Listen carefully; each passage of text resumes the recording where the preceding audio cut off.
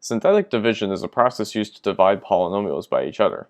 For instance, let's start off with x cubed plus 2x squared. Let's divide it by x plus 2. Right off the bat, you can see that this result will end up being x squared, but let's show it using synthetic division. So the first part of this is we need to solve the denominator. And in this case, we want to solve it such as equal to 0. So you can see that x equals -2 is the solution of that. So we take that and we put it up in the top left corner and we box it off.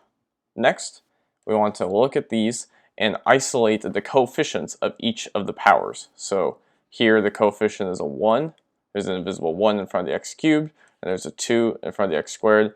There's also an x and a constant coefficient, but they're both 0. There are no x terms and there is no constant over here.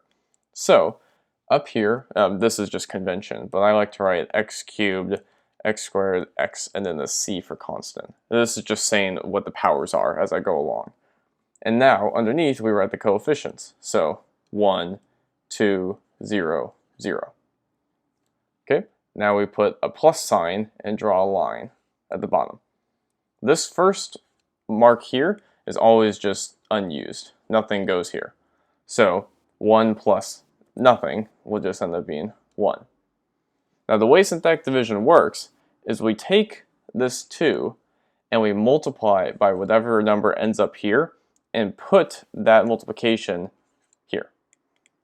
So for this first example, we will end up putting 1 times -2 or just -2. And then recall we are adding, so 2 plus -2 is just 0. And then we repeat the process. So we take whatever the result is here, 0, multiply it by the top left box number, -2, and put the result here. And as you can see, this will be 0, and then 0 plus 0, 0, times -2, 0, 0. So we end up with a bunch of zeros. Since this is division, the result down here is going down powers. So up here we have x cubed, and then this one will represent x squared. This is x squared up here, this one represents x, and so on. This is a constant. Now you might be wondering what this is. This one at the end is the remainder. So we'll encounter that more later on.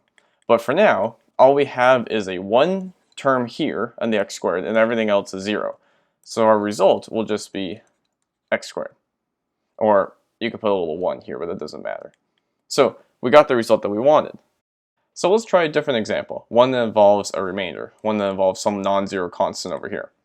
So let's try x squared plus, let's do x squared minus 1 divided by x minus 3.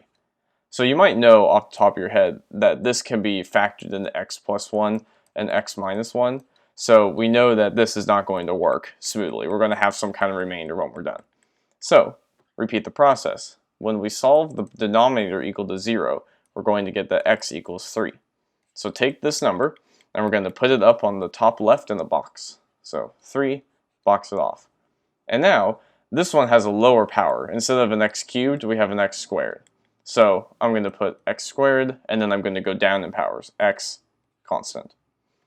And so we will have a coefficient of 1 for x squared, a coefficient of 0 for x. There is no x term over here. And then we're going to have a -1 for the constant. Put your addition sign and the line, and then this is always going to be 0. I drew a squiggle, 0, same thing. So 1 plus 0, 1.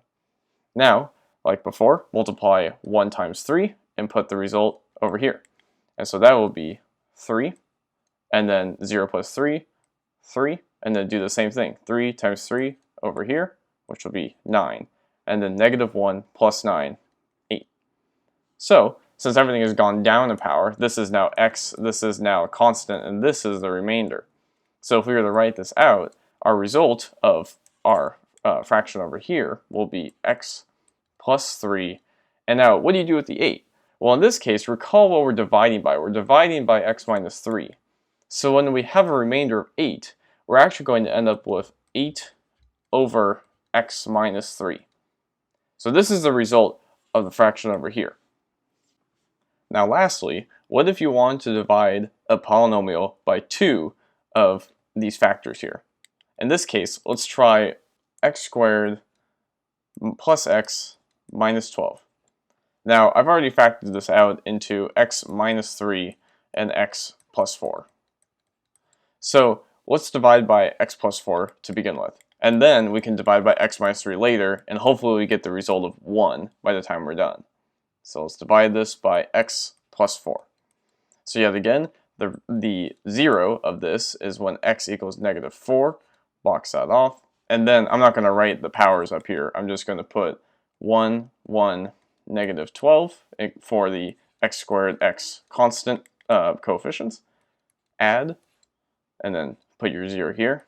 1, and I'm just going to go a little bit faster this time since we've already done the process. It will be negative 4, negative 3, and then 12, since the negatives cancel, 0. So the result of this will end up being x minus 3 and then plus 0. The remainder is 0. So now we can do a pretty unnecessary synthetic division, but it still proves the point. What if we want to do x minus 3 divided by itself, x minus 3? Well, notice that the bottom is solved by x equals 3. Our coefficients are 1 and negative 3. The 1 carries over. And then if I do 3 times 3, I get 3 plus negative 3, 0. And my result will end up just being 1. Remember, this starts off as a coefficient of x, and this is the coefficient of the constant. So therefore, this is the constant, this is the remainder. Remainder is 0, constant is 1, our result is 1. So if you do this process from over here, we have x squared plus x minus 12, divide by x plus 4, and then divide by x minus 3, and we end up getting 1 as desired. I hope these examples help you understand the power of synthetic division, and you can use it in the future. Thank you very much.